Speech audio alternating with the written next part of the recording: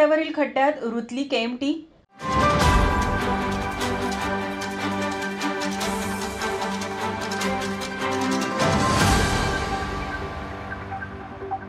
RK नगरच्या मुख्य रस्त्यावर जलजीवन मिशनने पाईपलाईन टाकण्याचे काम सुरू केले आहे। पाईपलाईन टाकण्यासाठी या ठिकाणी मोठा खड्डा खोदण्यात आला होता आणि तो खड्डा वरच्यावरही मुजवण्यात आला आहे। तर आज सकाळी 11च्या सुमारास कंदलगाव ते नागाव या मार्गावरून कंदलगावकडून नागावकडे जात असताना केएमटी बस या मुजवलेल्या खड्ड्यात अडकली।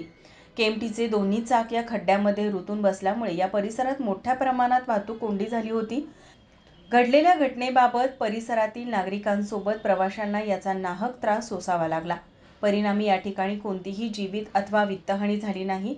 यावेळी रुतलेली केएमटी खड्ड्यातून बाहेर काढण्यासाठी येथील स्थानिक ग्रामपंचायत सदस्य, उपसरपंच अमित कदम, संग्राम पोवाळकर, सागर दळवी, अक्षय गाडगीळ, अमोल गवळी यांच्यासह सर्व नागरिकांनी प्रयत्न केले, मात्र खड्ड्यातून केएमटी बाहेर काढण्यास यश आले नाही।